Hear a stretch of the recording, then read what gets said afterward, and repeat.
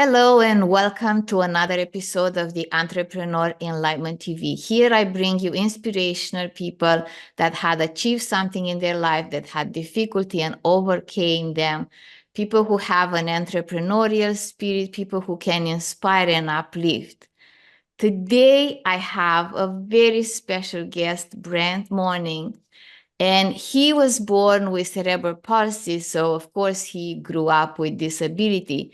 But despite that, he achieved every dream that he set himself to achieve.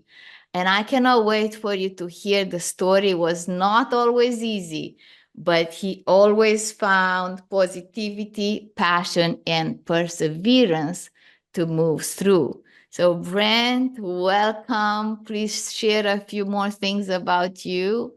Well, thank you for the opportunity. I was happy to receive your invitations. Yes.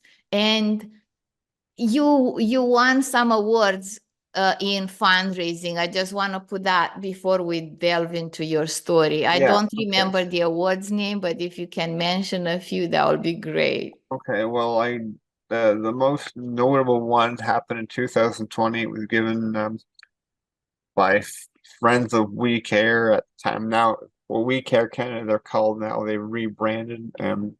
But basically, it was the Gare Wright Humanitarian Award. It was named in honor of the founder of We Care, who had a son, I believe, with cerebral palsy that he wanted to, he was connected within the food industry and restaurant industry, so he basically contacted a few of his friends and it turned and then started out slow and slowly built up over the years. And after, I think they're 42, 43 years old now. I think they've raised 26, $27 million for the whole, for basically the third party organization which supports Easter Seals Canada.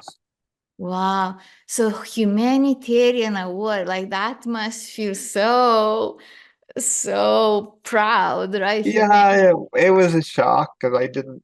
They don't tell you. They just only say, "Hey, you want the award?" What? Okay, and you don't really like. You don't know. I'm not one for. I'm happy to do what I do if I'm able to help you. Fine. I don't need my picture in the paper. Sometimes that's what happens, but I don't. I Mhm. don't look for it. That's just what happens. But I don't. I Yes. don't call the media. I don't. I call the media for good, but I don't call the media just because I did something good or I may have Yes. done something. Yes, and that's how we connected because you're so willing to help. You Yeah, you have a program for youth for entrepreneurship funds, and we connected because I also love to support youth. So you offer me to help, and that's how we got to yeah, talk, yeah, and that's how we got to be together on this show. yeah. Well, if I can explain a little bit about the program, the project with the King Chamber of Commerce. A couple of years ago, I contacted Michelle Frawley, my good friend, and I said I got this idea, and well, she's just like spit it out. Okay, fine. So I talked to her for a few minutes. Let me take it to the board. So she did. A month later, I presented it again. Okay, they liked it, and then we refined it and everything, and we it was going to be called the King Chamber Youth Grant, and it was fine. And I work with a graphic designer, I work with the Chamber of Commerce's graphic designer a little bit, and we come up with 4 different designs, and okay, that's fine. So let's sell King. I said we're gonna sell King Proud merchandise. That's fine. So unfortunately, December 31st of 23, my dad passed away. Mm. And it was a challenging time. It um my mom passed away in 2014, so we were getting used to living life without mom, and dad was dad. He was very well respected in the community. He lived here for He was born in Aurora and lived in Kings Township since about 1963, I believe. Wow. Um, so they just decided when my dad And passed he away, was so entrepreneur, right? You told he me. was kind of, he started a small business and it's still going today. Small business is a little bit bigger now. From So what? How many trucks to how many you told me?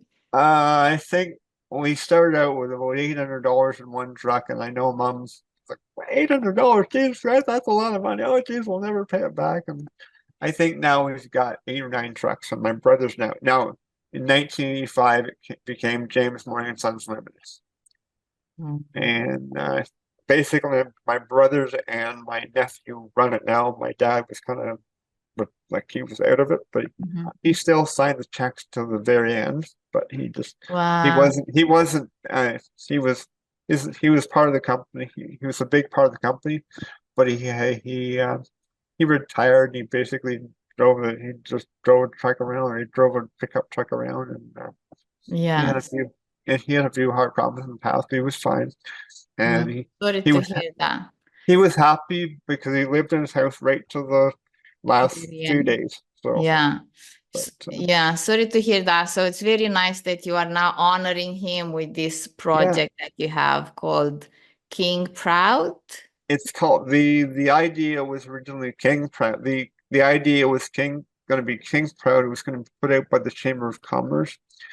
Now I was working with them to make it happen, but then, as I said, when my dad passed away, all of a sudden the King Become the Chamber morning grant. it Yes. became the King Chamber Youth Grant became the Morning Youth Grant. So okay, Yes, to honor so your father. yeah, Wonderful. So so let's get a little bit to your story, because not only you were born with cerebral palsy, but you had experienced a nervous breakdown in your early 20s. Can yeah, you share yeah. a little bit like the story before and how you got to have a nervous breakdown and then how you came out of it? Well, when you're involved in fundraising and you have cerebral palsy, you've you and I guess there's a little bit of notoriety involved, and not really pressure, but that's how I took it because I had to be a certain way, and which I didn't, but I didn't know because I was young and stupid. So, but as you say, the pressure that I didn't know I was experiencing got to me. Oh. Like I didn't want to be the noted person anymore. And instead of reaching out for help, I kept it all inside. Oh, that didn't go too well. Let So me I see if I luckily, understand. I want to sure. just make sure I understand. So you were involved with fundraising and there was a lot of pressure on you Well, because you were like in a public eye. yeah, And I felt like, not saying that people put pressure on me, but I felt yes, so. you Therefore, I felt think, the oh, pressure of keeping some my yeah. And going. even though I was just living my life naturally. I didn't care. I was like, just because sometimes if I breathe the wrong way, I got my picture in the paper. Like, well, that's what's happening. Like, but that's the humorous way of looking at it. But all the being young, and I did spend before I had a nervous breakdown. One of my goals in life was to make it in to a higher level hockey as a trainer or marketing person. And I was lucky enough the Newmarket Royals moved from Cornwall in 1992, I believe, and I spoke to the trainer, and a couple months later, had a job as assistant trainer, and I quickly learned about the business of hockey, and there was nothing to do. It didn't matter who your father was. You just had you had to win, and I quickly learned that I learned from people who made it and learned from people who didn't, and I'm still in touch with some of them today, so that's good. Nice. And you said you skated it or something like Yeah, that? I skate. One of the things I did, my lifelong goal was to skate at Maple Leaf Gardens, and I attended a therapy appointment, and I think it was 1985, and I saw a picture of for the body or skis. I said, Mom, I think I can do this, and I had joined a learn to skate program few years earlier through the Woodbridge Figure Skating Clubs, and they had these steel walkers where they learned how to. Like, I couldn't use it, but uh, a very good friend of mine at the time, and I still consider her. And I haven't talked to her in a long time, but I still consider her a friend. She says, "What's your goal?" I said, "Well, I want to skate." Well, you're not going to do that if you're sitting on the ice. Like, well, hey, like, I think she was 15 and I was 13. So I was like, oh God, this cool older women. And she used that to help me. Like, hi, I'm an older woman. Like, she was So she basically motivated me and a great team of people behind. And they decided a couple of years later that I was ready to get Maple Leaf Gardens. So I Mhm. went in 1985. I went to Maple Leaf Gardens as a This, relatively un rel well, a relatively unknown person in that field. I was always known as a fundraiser for research fields because I used to be a Timmy, but I was literally maybe one of the first people to use a walker during the skate-a-thon. So wow. of course I got a chance to meet Bobby Orr, and I did for the next 10 years we did. He assisted me with a 50th lap when there was photo ops and everything. It was lots of fun, and 50 laps, that's a lot. that's a lot, yeah. And Like, I didn't that's a lot. when I went into Maple Leaf Gardens that morning, I thought, well, I'll just do it once, I'll be happy. But it turned out to be a That's a lot. 10-year adventure, and I'm still in touch with Bobby Orr, and he's given me a bit of advice over the years, and So that always, took perseverance, right? Like for you to get ready. yeah, Because it took, yeah. were you normally in a wheelchair, like Well, home, like when you, I walked totally fine, like, but I couldn't skate on my own. But oh, okay. with a walker, I could, like, so Okay. my dream was to actually get to Maple Leaf Gardens and skate, but I couldn't skate. So now I got this walker. Okay, let's do it. So it took a couple of years for me to get like good enough to do it. And it was like roller derby basically. There's thousands of people there. And the next year I was invited to take part in the celebrity skate. And a friend of mine says, "Can you raise $500?" Yep. Okay, you're in the celebrity skate. Okay. She didn't. She's like, okay, it's gonna raise 500. And then next, because my friend who I've known for years liked to promote me.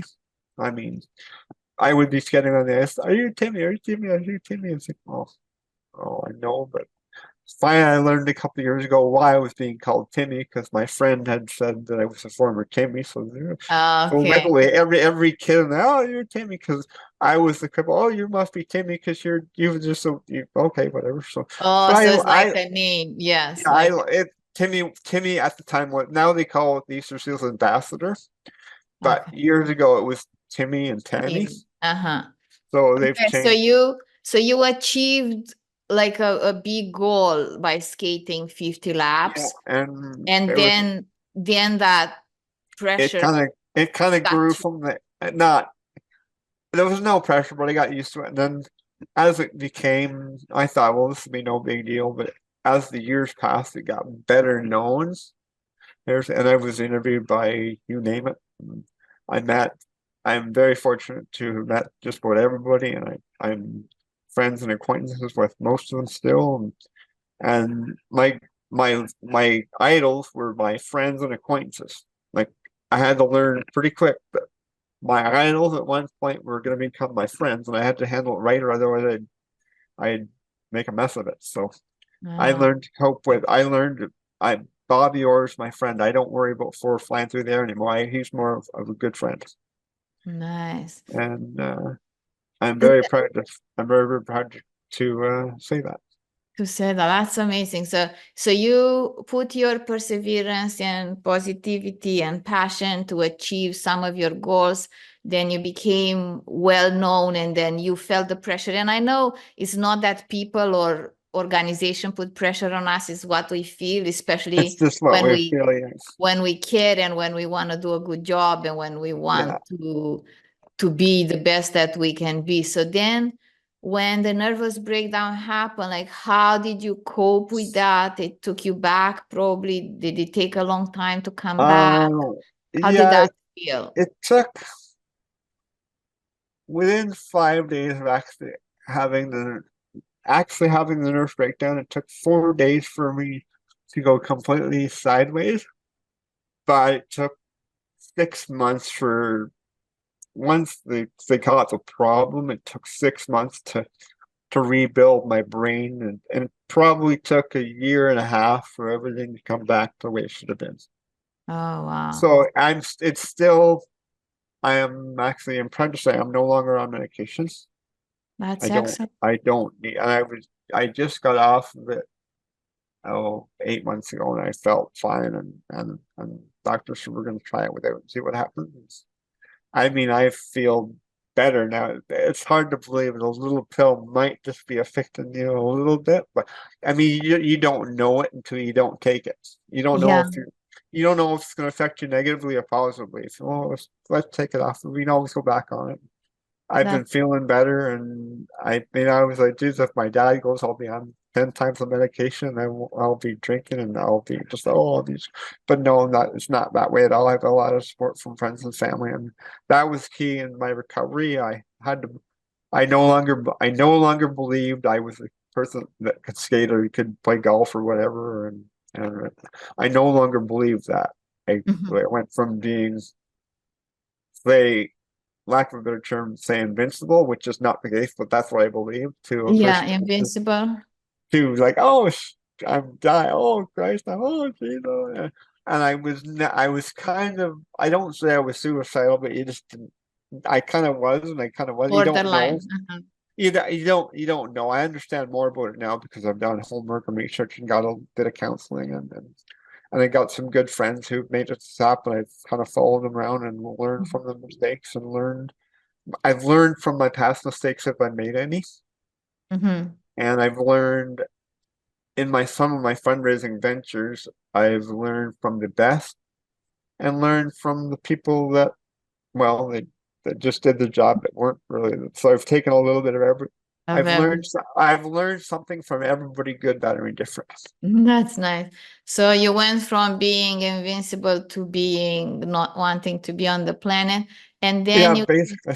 out of it. That's yeah. And how did you then go to achieve yet so much more in the fundraising when you came out of it? Like, did it help you to put your energy into something? Yes, it did. Uh, I needed I needed I had a purpose. And with all when I went all through the goofy stage, even though I had a purpose, my mind believed I had no purpose. Oh, So I had contacted my friend at Cardinal Golf Course, who was the marketing director, said, let's have a golf tournament because me, myself, and the former mayor Margaret Black were going on a sea-doo run for the at the time it was Blizzard Macmillan Children's Foundation, I mhm. believe, and we needed to raise $3,000 to. So we had a little golf tournament. And, okay, that's good. That kind of okay, he's back and then slowly, and then all of a sudden, okay, we've got a committee, and then a year later, it turned into something good, and then I was kind of Jim Terry said and Jim Terry was the marketing manager. I grew up with him since kindergarten, so he knew what it was about. He knew about our family name. He knew about my history with Easter Seals and everything. He says, you step up and you do what's necessary to get the job done. I don't Oh, care. We're not doing a popularity contest. We're doing we're doing what's necessary to build the event.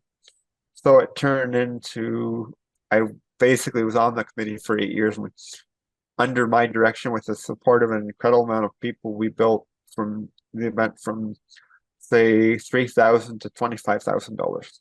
wow. But we had to do some adjustments to make sure it was right because for a couple of years we weren't getting the people that were, oh God, I don't know. All of a sudden, okay, I knew what the problem was, and I thought, okay, let's deal with Mhm. this, and boom, and so it worked out fine, So and that's amazing. So you went for a little thing and then it built into it more and more. And that's kind of how you got yourself out of your own funk yeah. to help support Others, yeah, others, right? yeah, that's And bad, and I still believe that today. I believe I've helped. I think I've assisted other people who dealt with mental health issues by not laughing at them, but teaching them that when the fog lifts, you'll be all right.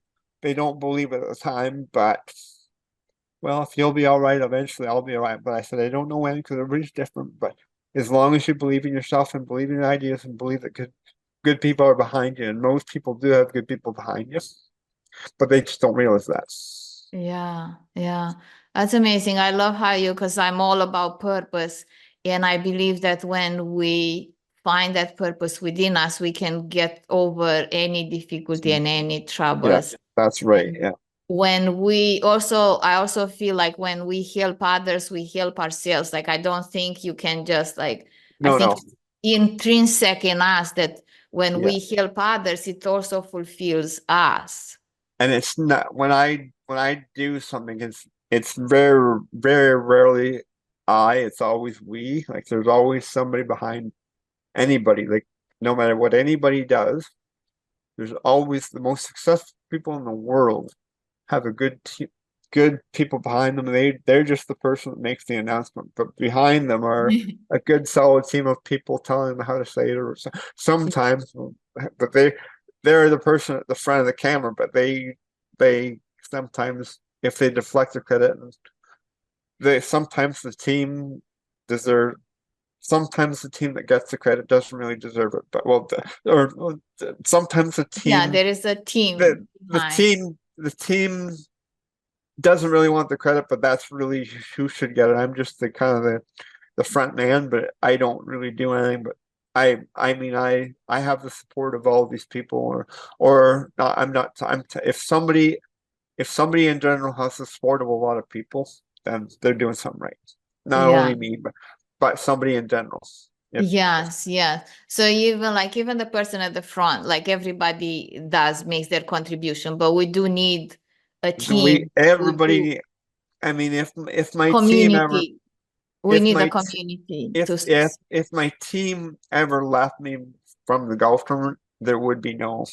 Yes. I'm like, okay, well, there goes that idea. Yeah. Okay. Next question is, for a person like me, I'm like really new to fundraising, really new to making things happen. And that's how I reach out to you. Like, what advice can you give that you have so much experience for people who want to support others? Not just for me, I'm asking the question. But for people who want to support, what are some of the maybe 2-3 biggest lessons that will help anyone who wants to create a movement, who wants to support other people? Well, you have to kind of believe in yourself. Believe in yourself. First of all, you have to believe in yourself. Second, you have to kind of believe in your idea. You can believe in yourself, but you have to believe that your project will work.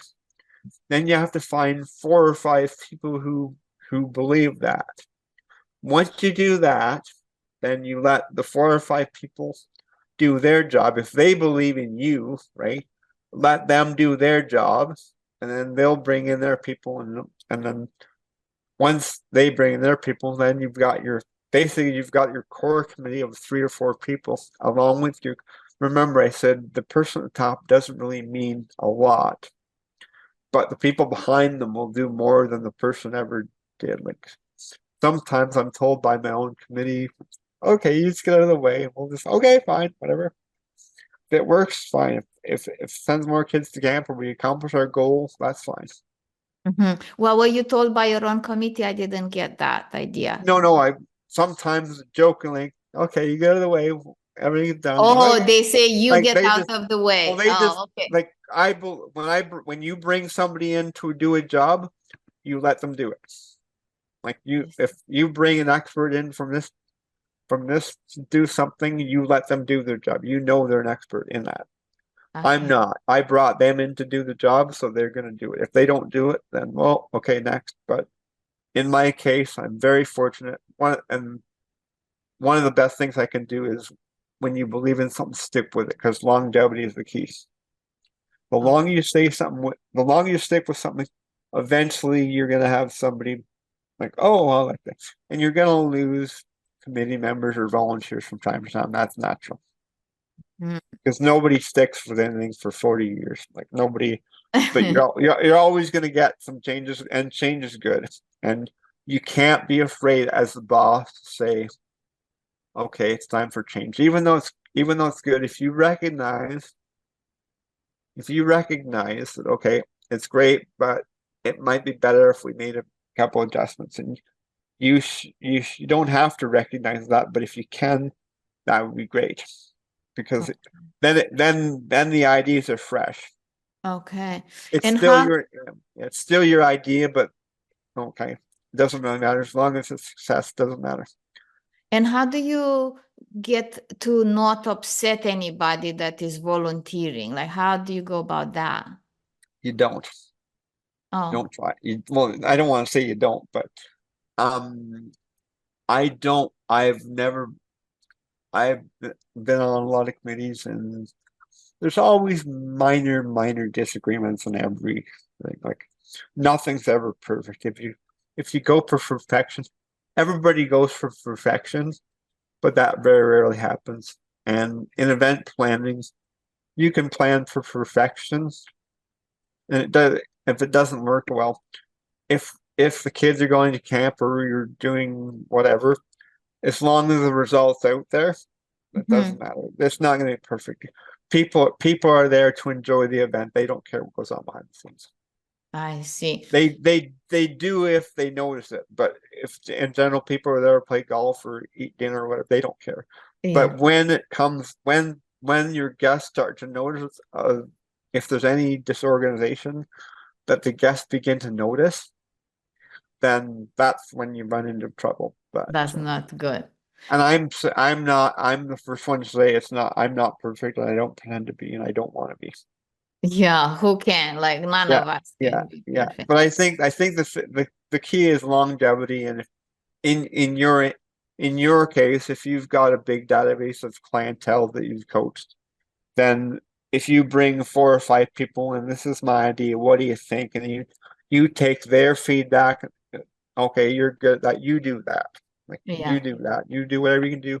They come back to you, whatever they say, you say yes because they expert. You're not. Like if they're in their expert opinion, they're telling you this. Okay, fine. Give them a chance and give it a year or two because nothing ever takes off. But in my case, my longevity and the fact that I went to Easter Seals camp and experienced so much, and my story or a story helps to raise money for a charity. yes, My yeah. that's something I wanted because we talked a little bit before. You said that because you have a story, it's easier for people. So I wanted To, to to, share that a little bit because I feel like in my case, I talk about having a difficult childhood, right? Like abuse, okay, yeah. and Mhm. it's kind of hard because like people look at the person that was abused but they just see like a normal person that functions, but Yeah. emotionally Inside you're like, oh yeah. Yeah. I feel like having been abused, it's an emotional disability in a sense, but nobody notices it. Yeah. So tell me a bit about how you said about the story matters and what is important in telling the story. Well, in my case, if you if you've actually went to camp or experienced these skills, mostly everybody in life has dealt with somebody with cancer. Mhm. So it's not easy to raise money for cancer, but it's easier because people understand it. But not everybody in life has a connection with the camp or research shields. So it's harder for it may be a bit harder for an able-bodied person to, okay, send the kids to camp. Why should we do that? Well, I don't want, well, we do this. But in my case, I actually went to camp so I can share the actual story. Oh, this is a result. Okay, we'll give you $100 or whatever. So I've been told that because I'm an official, a camper I'm an Easter Seals kid or a former Timmy that went back since I was 8 or 10 years old. Like the longevity is the key. I have had sponsors that have I'm I was 2-time top student, played with Bobby Shanton, and some of them people who gave me $5 gave me considerably more 30 years later.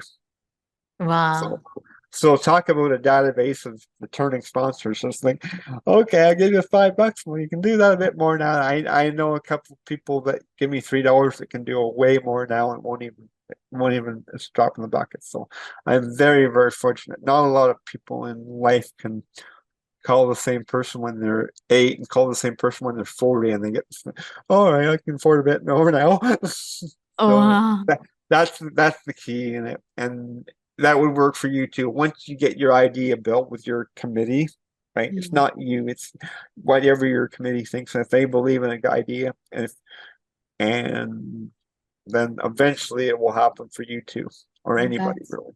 that's very, very inspiring. And the last question I want to ask, I understood you put your thoughts in writing. And how is it like to take a lifelong of journey, achievements, humanitarian award, and put it down? Like, how was it emotionally for you? Well, it was kind of, I can just give a little bit of backstory. A very close friend of mine said, have you ever uh ever written anything down on paper? And I said, well, yeah. She said, well, send it to me. You do know what I do? I said, yes, I do. All right, well, I want to help you. We're I'd like you to do it back. I'm like, what? No, I'll help you. I will help you structure it, and I'll help you. I says, she said, I know what I want you to write, but I'll help you structure it. Once I do that, then you can just write. Okay, and that's what we did. So hopefully there's no release date yet, but hopefully this fall, I don't know, at some point the plan is So to get it out. you So, typed yourself or you spoke or how did you oh do? no, I typed I typed it out myself, like the story, Uh-huh. but the idea and the structure came from my friend. She helped Yeah. me to Yeah. understand how to do it. To So put, but yes. she knew the story that I wanted to tell, but she knew I wouldn't do it because I'm not like, what the don't even Yes. like. So I learned that and the objective of the book is not to make money, but the objective is to the book is maybe give people hope and inspire them or tell them, you know, I've worked inside of organizations and I understand. I've lived my dreams. I went from the Schaumburg Pee Wee hockey team as stick boy to assistant equipment manager in OHL, which is 2 or 3 stops away from the NHL. So that's pretty good.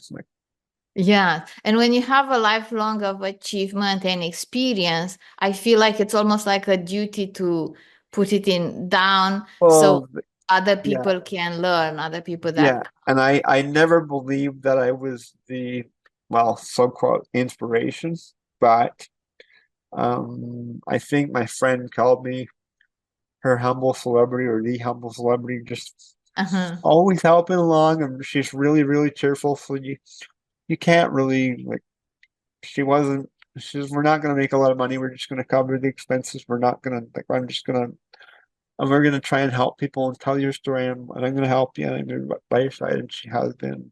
So Yeah. I think it will work out. And I learned that it's not about it's about telling my story, and I think I've learned she may be right. Yes, yes. And I don't we're not sure, but some part maybe. of the title is a story of positivity, passion, and perseverance. It Yeah, may or may not be the final title, but I like this 3P: positivity, passion, and yeah. perseverance. Yeah, Is well, that will be the final title. The cover you saw might be just a little bit, but my last name's Morning, and the top of the book is called Your Morning Smile. So it's in the book. It's a little bit humorous. Um, there's a couple, 2 or 3 little humor stories that people Mhm. will understand or laugh or whatever. And a number of people have asked me, how do you cope with cerebral? Well, this is the only life I know. I have a few very close friends. I have a real close friend that's been by my side for 30 years. Doesn't really, well, it's just part of life and whatever, and I enjoy it. And I have lost a lot of, I've maybe lost a few opportunities, but I've also gained a lot of opportunities. And cerebral palsy is a disability, but it also, in my case, maybe an opportunity. It's what you made of it. It's what you So make of it. That's right. So that's very, very touching. So we're gonna close the episode. I would like you to give a message to the world, to the people maybe, like people who are in a difficult position, and maybe a message for the people who are in a position that can help other people. What is like a message that Well, let I think if success is not permanent, but neither is failure. Believe in yourself and believe in those around you, especially if those around you believe in yourself. You have to believe that surround yourself with good people, and good things will happen. But it doesn't happen by accident. You have to work at it, and but you have to know when to quit. You have to know when to bring in the people that will help you, because know that people are literally trying to help you. And you just sometimes you just have to get out of the way, as a couple of my friends said. Just get out of the way, we'll make it happen. Okay. And the kids went to camp, and we raised money, we did this, and it doesn't matter whose picture you got in the paper. The event happened, and everybody had a good time. Mhm. And what do you say for the people who have the means to help others? Why would they do it, or what's in it for them? Well, in some cases, most people just are in it for the satisfaction of helping. Mhm. Those are the people that you want to deal with. Like the people that are in a position to help, sometimes they do it quietly, they'll never know. They say, here you go, be quiet. That's Yeah. what we'll do.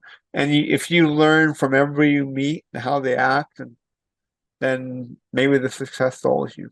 And for people who don't understand why I do what I do, until they've experienced it, you don't know, as